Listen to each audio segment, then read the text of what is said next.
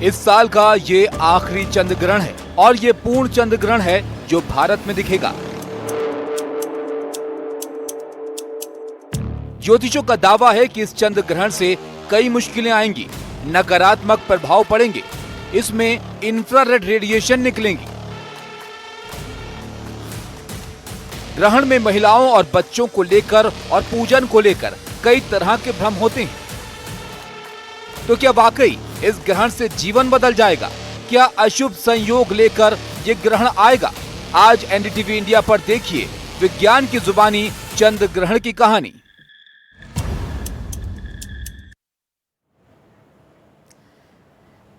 तो आज साल का आखिरी और पूर्ण चंद्र ग्रहण है। चंद्र ग्रहण का प्रभाव पूरे भारत पर दिखेगा और देश के कई ज्योतिषी इसे लेकर सही संकेत नहीं दे रहे हैं। तो कितने सच हैं ज्योतिषों के दावे? ज्योतिषों के हर दावे को विज्ञान की कसौटी पर करेंगे और आपको बताएंगे कि कैसा ये चंद्र ग्रहण रहने वाला है। चंद्र ग्रहण अशुभ योग या फिर सिर्फ विज्ञान का संयोग है? पहले रिपोर्ट आप देखिए, उसके बाद विस्तार से चर्चा करेंगे चंद्र ग्रहण पर।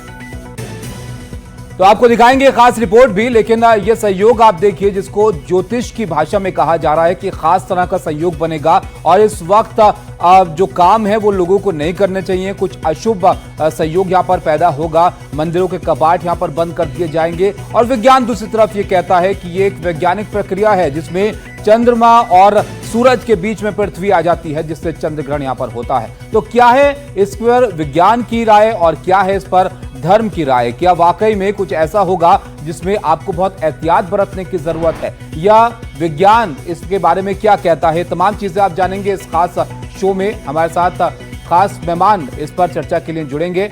चंद्र ग्रहण पर हर भ्रम और बहक को दूर करने के लिए आज हम विज्ञान के तर्क के साथ आपको चंद्र ग्रहण से जुड़ी हुई हर बड़ी बात बताएंगे।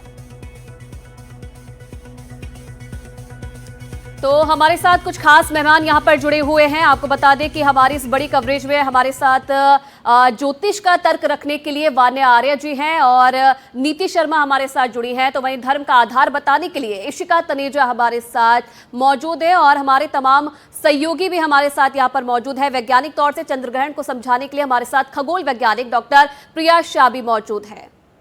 और इन सब से हम चर्चा करें इससे पहले आपको हम लिए चलते हैं हमारे सहयोगियों के पास जो अलग अलग जगह से यहां पर मौजूद हैं। वो इसलिए भी क्योंकि आप देखिए मंदिरों के कपाट यहां पर बंद कर दिए जाएंगे आज दोपहर। शिवम हमारे साथ पटना से जुड़ रहे हैं, दिव्यांकर तिवारी दिल्ली से हमारे सहयोगी हैं, विश्वास शर्मा जयपुर से, सुजाता मुंबई से हमारे साथ जुड़ेंगी। शिवम, सबसे पहले आप जरा बताइए आप कहां पर मौजूद हैं, कौन से मंदिर के बाहर हैं और वहां पर किस तरह की तैयारियां दिख रही हैं इस चंद्र ग्रहण से पहले?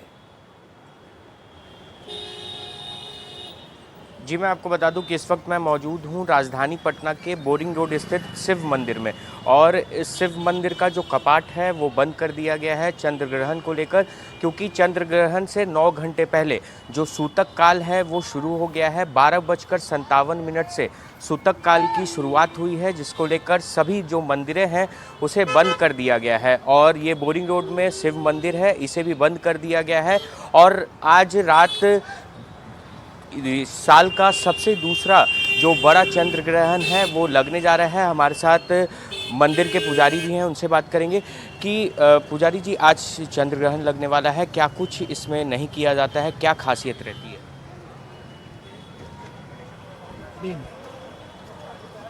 चंद्र ग्रहण जो है जो रात में लगता है, तो रात में जब से चंद्र ग्रहण लग जाता है जब तक ख़त्म नहीं होता है, ख़त्म होने के बाद भी 4 घंटा छूटका रहता है। इसके बाद भी कोई कार्य कर सकते हैं आप, दूसरा अब कोई उपाय इसका नहीं है।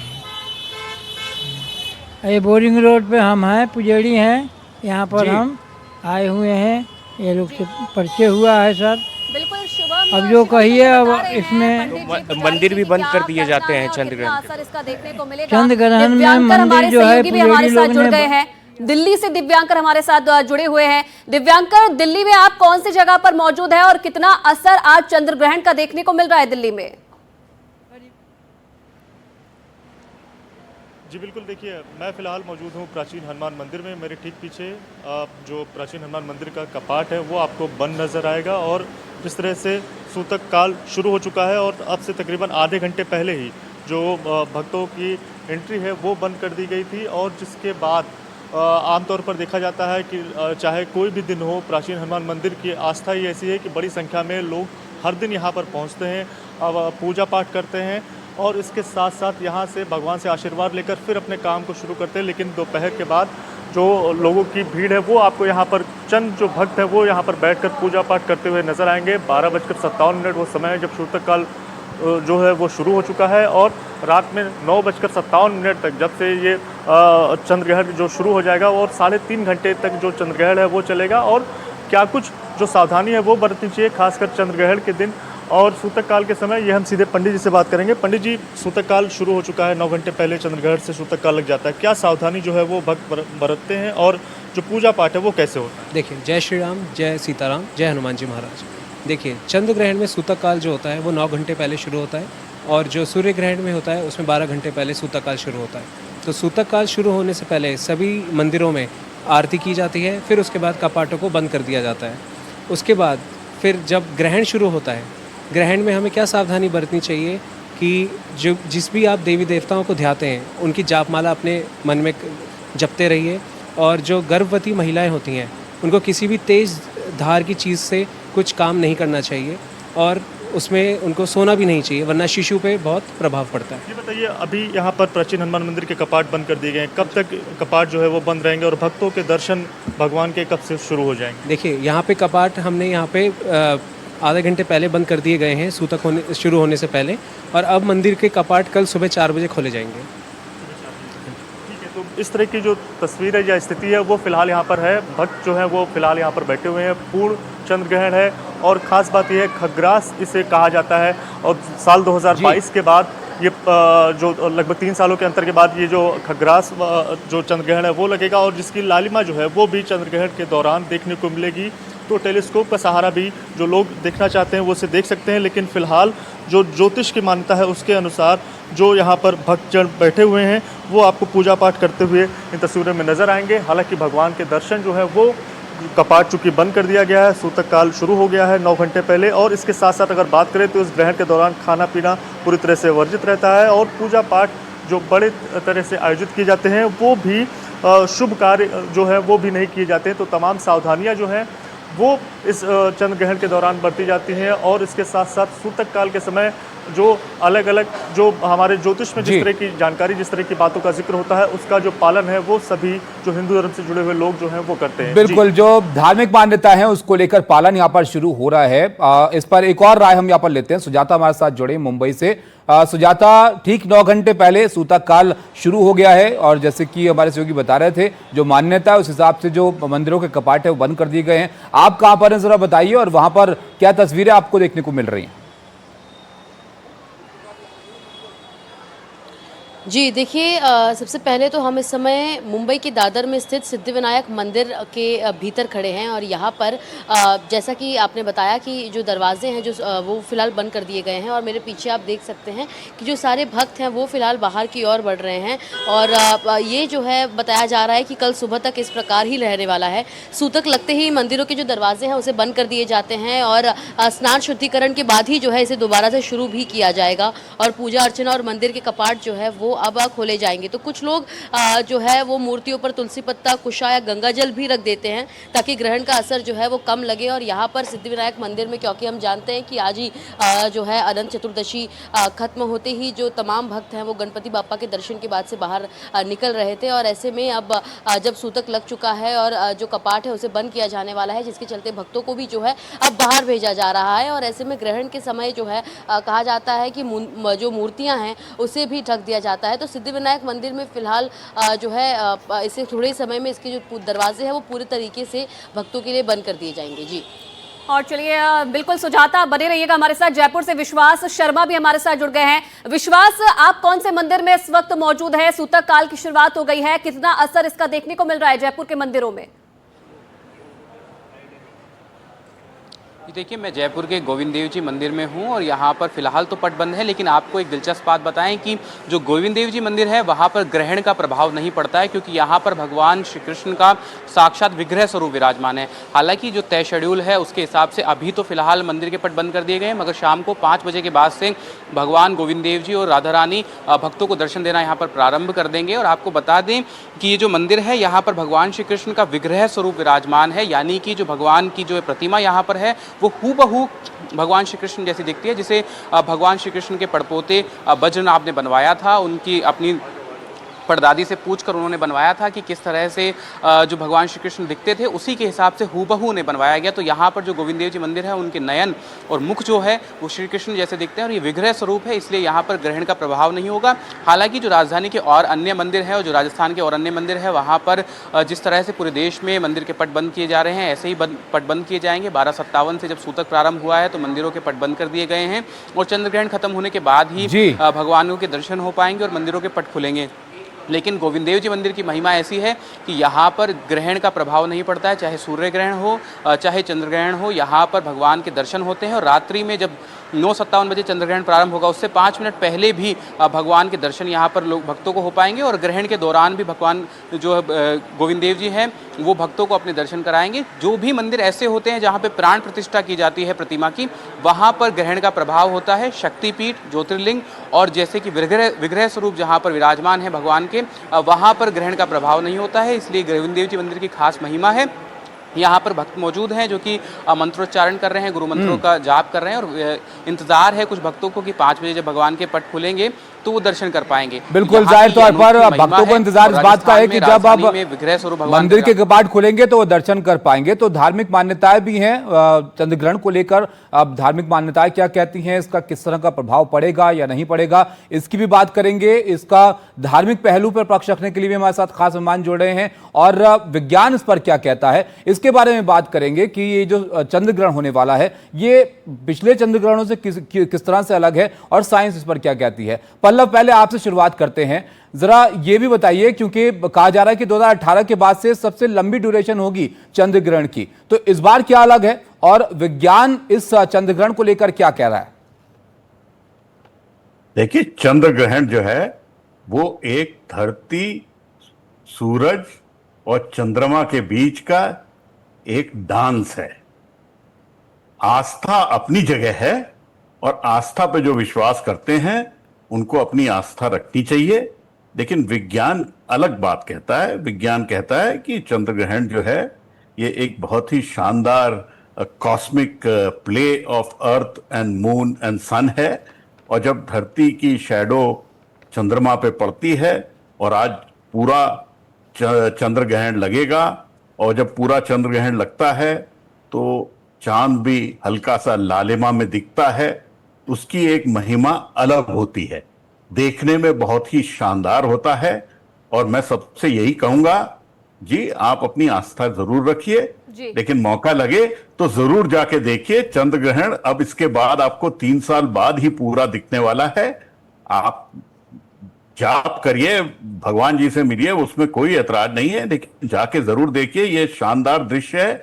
आज रात 9 बजे से आपको 11 बजे के बाद से दिखेगा ये पूर्ण चंद्र ग्रहण, और चंद्र ग्रहण देखने की कोई आपत्ति नहीं है और इससे आंख खराब नहीं होती है। सूर्य ग्रहण की तरह नहीं है जिसमें कि आपको खास चश्मे चाहिए देखने के लिए, आंख खराब होने का डर होता है। चंद्र ग्रहण तो बहुत शानदार है, देखने लायक चीज है। और विज्ञान, और देखिए मैं इस वक्त बंगलौर में हूं, बंगलौर में इसरो का हेडक्वार्टर है और भारत की अंतरिक्ष एजेंसी ने ही चांद पे 3 बारी सफर किया है और अभी भी चांद पे भारत का अपना एम्बेसडर है। चंद्रयान 3 का विक्रम लैंडर और प्रज्ञान रोवर चांद की सतह पे है। तो ये शानदार विज्ञान की क्रिया है और इसको जरूर देखना चाहिए। बिल्कुल, आप बने रहिएगा हमारे साथ पल्लव। एक बार तस्वीरें दिखाते हैं बांके बिहारी मंदिर में, क्योंकि सूतक काल की शुरुआत हो गई है और किस तरीके से अलग अलग जगहों में तैयारी की गई है, क्योंकि कपाट बंद हो गए हैं, अब दर्शन नहीं कर सकते हैं भगवान के और इसलिए जो कपाट है वो बंद कर दिए गए हैं। तस्वीरें दिखाते हैं बांके बिहारी मंदिर से एक बार। चंद्र ग्रहण से सूतक लगने के कारण मंदिर बंद हो चुका है। जो भक्त आए हैं वो दूर दूर से उनको दर्शन नहीं हो पाए हैं, इस कारण से वो मंदिर की डेली पूजन ही कर रहे हैं। आप देखेंगे जो भक्त आए हैं यहाँ पर, इनको दर्शन नहीं हुए तो डेली को ही छूकर यहाँ से चले जा रहे हैं। इनसे बात करते हैं। क्या नाम है आपका? ललिता देवी। कहाँ से आप आए? मैं रेवाड़ी से आई हूँ। दर्शन हुए आपको? दर्शन नहीं मिल पाए, बहुत दूर से आए। बड़ा मन था बिहारी जी से मिलने का, पर आज उनको दिल्ली के ही दर्शन कराने थे। उसके लिए भी बहुत बहुत जय बिहारी जी की। जानकारी थी, लेकिन एक्चुअल में वाइफ की भक्ति इतनी थी कि रोक नहीं पाई, नहीं तो मैं तो रास्ते से वापस जाने की कोशिश में था। लेकिन ये बोले कि मुझे जाना है तो वहाँ पे देखिए दूर दूर से भक्त आए हैं। इनकी भक्ति थी कि ठाकुर जी के दर्शन होंगे, इस कारण से यहाँ पर आगे जब दर्शन नहीं हुए तो इनके आंखों से आंसू झलक गया है। कह रही हैं कि ठाकुर जी के लिए ऐसी आस्था है कि हम डेली पूजन से ही चले जाएंगे। वृंदावन से सौरभ गौतम, NDTV इंडिया। और चलिए, साइंस की दृष्टि से क्या महत्व है इस चंद्र ग्रहण का, वो हमारे सहयोगी पल्लव ने आपको बताया। अब ज्योतिष का तर्क रखने के लिए हमारे साथ दो और मेहमान यहाँ पर जुड़े हुए हैं, वान्या आर्य जी और नीति शर्मा जी। वान्या आर्य जी, आपसे ही समझना चाहेंगे इस चंद्र ग्रहण का आखिरकार क्या महत्व है और इस दौरान किन किन बातों का विशेष तौर पर ध्यान रखना होगा। सबसे पहले NDTV के सभी दर्शकों को मेरा नमस्कार। ये एक बहुत ही अच्छा जो है सेलेस्टियल इवेंट है। इसके कुछ पॉजिटिव इम्पैक्ट्स भी हैं और इसके कुछ नेगेटिव इम्पैक्ट्स भी हैं, क्योंकि ये साल का आखिरी चंद्र ग्रहण है और ये साल का पूर्ण चंद्र ग्रहण है जो कि कंप्लीटली विजिबल होगा। टोटल जो इसका ड्यूरेशन रहेगा वो 3 घंटे 30 मिनट तक अप्रॉक्सीमेटली रहेगा। उसके बाद जब 125 या 127 अप्रॉक्सीमेट के बाद इसका थोड़ा सा धुंधला ये 225 तक कंप्लीटली रहेगा। ग्रहण के दौरान जो उसका सूतक होता है, जो चंद्र ग्रहण का सूतक होता है, वो 9 घंटे पहले लग जाता है। तो सूतक काल जो है ऑलरेडी स्टार्ट हो चुका है। अभी अगर मैं ट्रांजिट की बात करती हूँ तो इस ग्रहण का डेफिनेटली बहुत मेजर इम्पैक्ट आने वाला है।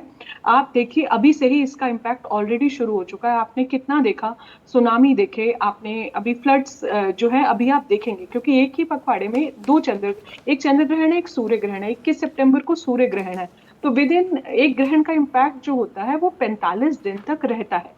तो आप आज से 45 दिन में देखेंगे बहुत सारी कुछ भी वाटर कैलेमिटीज या कुछ भी जो है प्राकृतिक आपदाएं जो हैं आपको पृथ्वी पर देखने को मिलेंगी। आप सुनामी भी देखेंगे और आप भूकंप भी देखेंगे। ग्रहण के 48 घंटे तक धरती में बहुत ज्यादा उथल पुथल होती है। ग्रहण एक पॉजिटिव इवेंट भी है, अच्छी चीजों को अपने जीवन में ग्रहण करने का। तो ये जो ड्यूरेशन है इसमें आप जो है अपने मंत्र जाप कीजिए, अपनी मेडिटेशन कीजिए और अपनी लाइफ में जो भी आप चीजों को मैनिफेस्ट करना चाहते हो उसको भी आप अपने जीवन में इनकलकेट कीजिए। ओम नमः शिवाय का जाप जो है आपको बिल्कुल करना चाहिए। और जो लोग कभी इमोशनल मेंटल हेल्थ वीक है, जिनकी कुंडली में चंद्रमा जो है वो वीक है या फिर वो राहु के साथ युति बनाया है या 6, 8, 12 में बैठा हुआ है, या तो आप जो है आपके लिए ये थोड़ा सा और ज्यादा आपको मेंटली वो करेगा। तो इस टाइम पर आपको मेडिटेट करना या मंत्र जाप करना बहुत जरूरी है। प्रेग्नेंट लेडीज के लिए स्पेशली मैं बोलूंगी, आप इस टाइम पर कुछ भी कटिंग चॉपिंग ना करें। इस टाइम पर आप जितना रेस्ट लेते हैं वो आपके लिए तो एहतियात रखने की जरूरत है आपके हिसाब से। हमारे साथ डॉक्टर प्रिया शाह भी हैं। प्रिया शाह जी, चंद्र ग्रहण का क्या कोई इस तरह से कोई असर दुनिया पर पड़ता है? जरा साइंस के लिहाज से भी आप इसको समझा दीजिए, क्योंकि धार्मिक महत्व अगर देखें तो वहां तो बहुत एहतियात बरतने के लिए कहा जा रहा है कि इसका बहुत असर पड़ सकता है, आपको बुरे समाचार मिल सकते हैं। आप इन तमाम बातों का ध्यान रखिए। जी, तो जैसे बल्लभ साहब ने भी समझाया था कि बेसिकली ग्रहण का मतलब ये है कि सूर्य, चंद्रमा और पृथ्वी एक सीधी रेखा पे है और बेसिकली पृथ्वी जो है वो सूरज और चांद के बीच के है। इसलिए चांद पे जो आप जो देख रहे हैं वो ग्रहण जिसको हम लोग बोलते हैं वो बस पृथ्वी की छाया है। अब हम लोग समझ सकते हैं कि जब पुराने ज़माने में लोगों ने इसको देखा और नहीं समझा कि ऐसे सडनली चांद लाल क्यों हो गया, तो ऑब्वियसली लोगों में डर बैठ गया और लोगों ने सोचा कि शायद कुछ हो रहा है, इसलिए हम लोग को अपने आप को संभालने की कोशिश करनी चाहिए। लेकिन अब विज्ञान से हमें मालूम है कि ऐसा कुछ नहीं हो रहा। ये बस पृथ्वी की छाया है जो चांद पे पड़ रही है और चूंकि लाइट जो है स्कैटर हो रहा है, रेड लाइट स्कैटर हो रहा है, ब्लू लाइट ज़्यादा होता है तो रेड लाइट कम होता है। इस वजह से लाल रोशनी जो है वो चांद पे पड़ती है जिससे चांद लाल दिखने लगता है। तो इसको हम लोग टोटली साइंटिफिकली एक्सप्लेन कर सकते हैं, यानी कि इसमें कोई डरने की बात बिल्कुल नहीं है, किसी तरह की एहतियात की ज़रूरत बिल्कुल नहीं है, क्योंकि ये एक नॉर्मल चीज़ है। उसूलन ये एक्चुअली हर महीने हो सकता था, लेकिन प्रॉब्लम यह है कि मून की जो ऑर्बिट है वो 5 डिग्री इंक्लाइंड है अर्थ और सन की, इसीलिए ये हर महीने नहीं होता है। अच्छा प्रिया जी, ये एक और सवाल वैसे तो आपने समझा दिया, लेकिन क्योंकि जाहिर तौर पर एक और खास बात यह है कि वो लाल रंग का चंद्रमा आज दिखेगा, जिसको ब्लड मून भी कहा जाता है, तो ये आम होता है आमतौर पर चंद्रग्रहण जब होता है, या ये कुछ खास है, या कुछ ऐसा आपके ये सालों बाद कुछ ऐसा जो है वो चीजें बन रही हैं कि लाल जो है चंद्रमा दिखेगा? नहीं, ज़्यादातर आपके पास चंद्र ग्रहण होता है तो ज़्यादातर चंद्रमा लाल होता है, पीला होता है, डिपेंडिंग ऑन किस तरह से लाइट स्कैटर होता है।